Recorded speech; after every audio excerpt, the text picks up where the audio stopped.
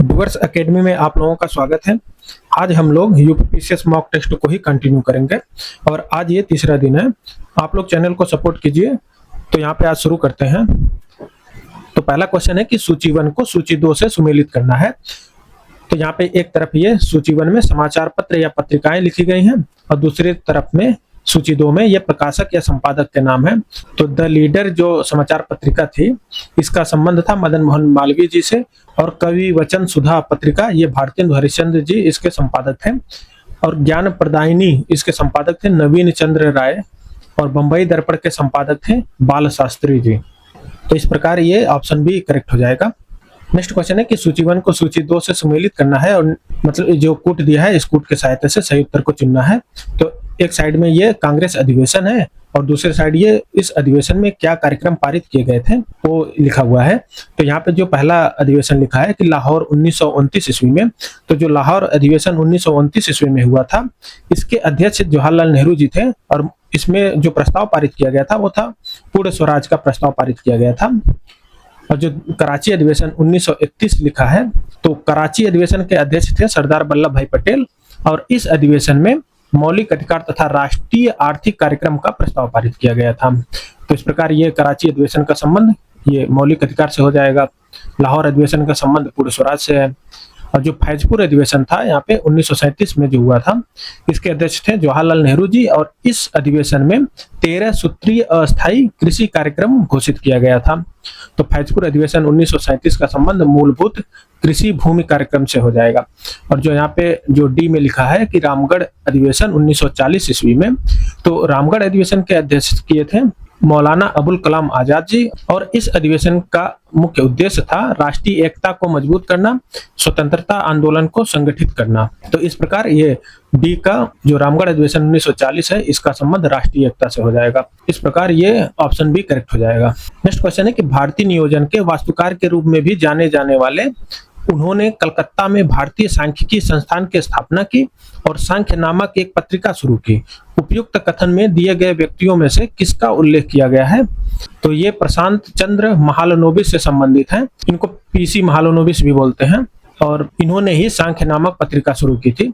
तो इसका ये व्याख्या देख लेते हैं। भारत की पंचवर्षीय योजनाओं के निर्माण में कई प्रतिष्ठित विचारकों ने योगदान दिया। इनमें सांख्यिकीविद प्रशांत चंद्र महालनोबिस का नाम सबसे प्रमुख है। नियोजन की शुरुआत सही मायने में दूसरी पंचवर्षीय योजना से हुई। दूसरी योजना, जो सामान्य रूप से विकास नियोजन में एक महत्वपूर्ण योगदान था, ने भारतीय नियोजन के लक्ष्यों के बारे में बुनियादी विचार निर्धारित किए। यह योजना महालनोबिस के विचारों पर आधारित थी। द्वितीय पंचवर्षीय योजना की बात कर रहा है, तो ये महालनोबिस के विचारों पर आधारित थी। इस अर्थ में उन्हें भारतीय नियोजन का निर्माता माना जाता है। महालनोबिस ने कलकत्ता में भारतीय सांख्यिकी संस्थान की स्थापना की और एक पत्रिका जिसका नाम था सांख्य उसको शुरू की, जो आज भी सांख्यिकीविदों के लिए अपने विचारों पर चर्चा करने के लिए एक सम्मानित मंच के रूप में कार्य करती है। अगले क्वेश्चन पे चलते हैं। तो यहाँ पे अगला क्वेश्चन है कि निम्नलिखित कथनों में से असत्य कथन का चुनाव कीजिए। तो यहाँ पे जो 4 कथन दिए हैं, इसमें से असत्य कथन चुनना है। तो पहला कथन है कि भागवत धर्म से संबंधित प्राचीनतम अभिलेखीय साक्ष्य बेसनगर का गरुड़ स्तंभ माना जाता है। और दूसरा कथन है कि देवकी के पुत्र कृष्ण का वर्णन सर्वप्रथम छांदोग्य उपनिषद में मिलता है। तो यहाँ पे दोनों कथन ये सही है, क्योंकि देवकी के पुत्र कृष्ण का वर्णन सर्वप्रथम छांदोग्य उपनिषद में ही मिलता है।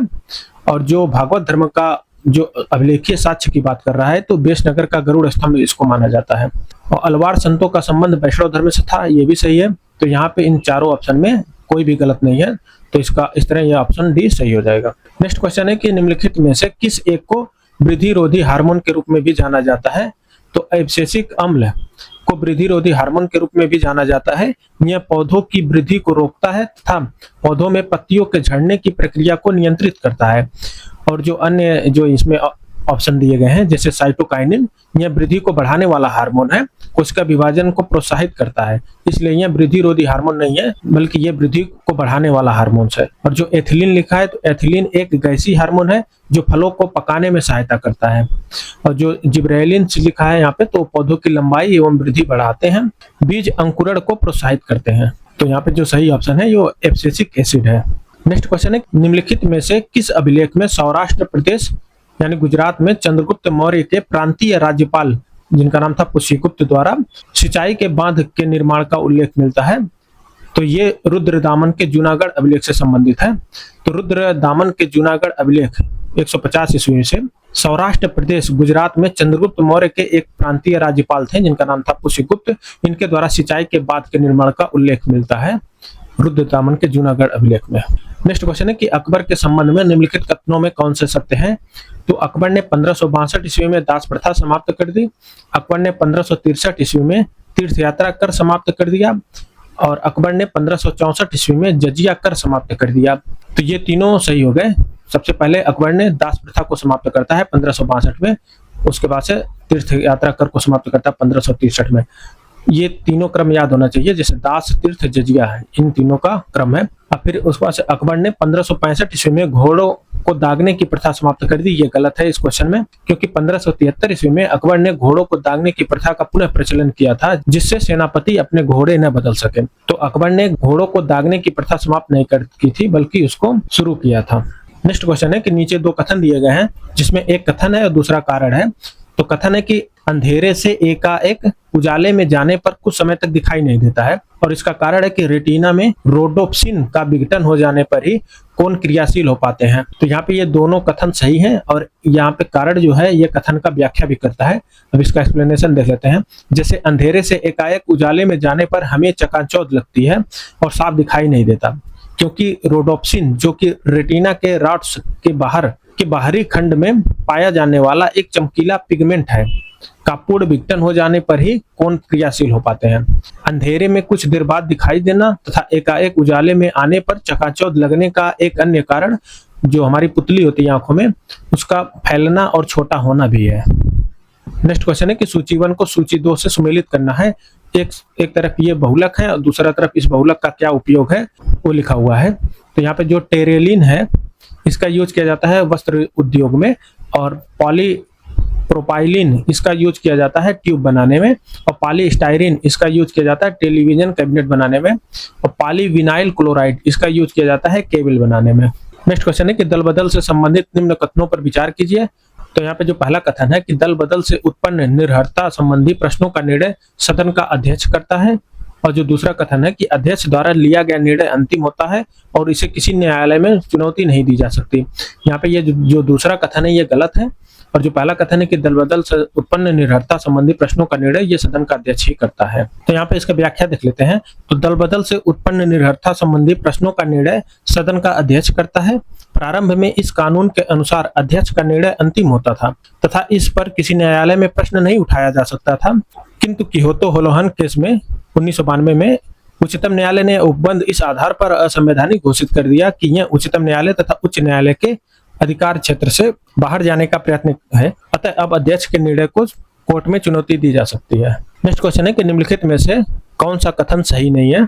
तो यहाँ पे जो पहला कथन है कि मई 1949 ईस्वी में राष्ट्रमंडल में भारत की सदस्यता का सत्यापन किया गया, यह कथन सही है। और 22 जुलाई 1947 को राष्ट्रीय ध्वज को अपनाया गया, ये भी सही है।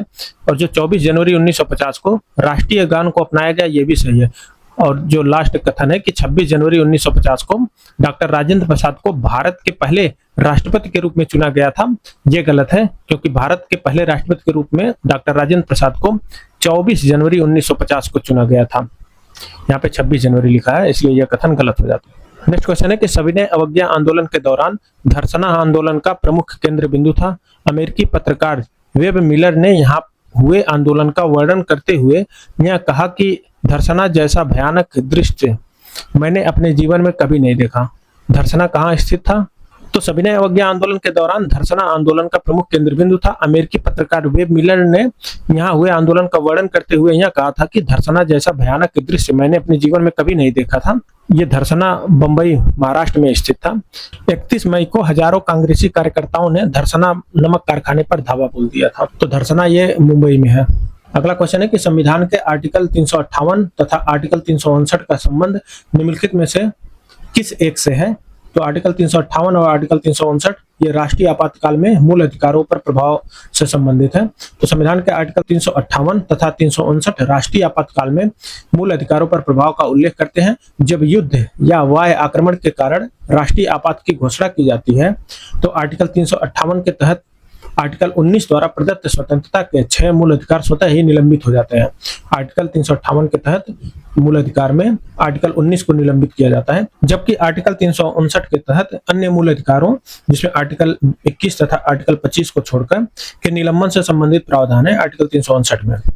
358 में ये आर्टिकल 19 द्वारा प्रदत्त स्वतंत्रता के 6 मूल अधिकार स्वतः ही निलंबित हो जाते हैं। नेक्स्ट क्वेश्चन है कि वर्ष 2011 की जनगणना के अनुसार भारत में ग्रामीण एवं शहरी लिंगानुपात है क्रमशः। तो जो ग्रामीण लिंगानुपात है वो 947 है और शहरी लिंगानुपात 929 है। इस प्रकार ये ऑप्शन ए करेक्ट हो जाएगा, 947 एवं 929 क्रमशः। नेक्स्ट क्वेश्चन है कि संविधान के भाग 5 में संघ की कार्यपालिका का वर्णन किया गया है, निम्नलिखित में से कौन संघ की कार्यपालिका में शामिल है। यहाँ पे जो 4 ऑप्शन दिए गए हैं, राष्ट्रपति, प्रधानमंत्री, उपराष्ट्रपति या महान्यायवादी। तो संविधान के भाग 5 में आर्टिकल 52 से 78 तक में संघ की कार्यपालिका का वर्णन है। संघ की कार्यपालिका में राष्ट्रपति, उपराष्ट्रपति, प्रधानमंत्री, मंत्रिमंडल तथा महान्यायवादी शामिल होते हैं।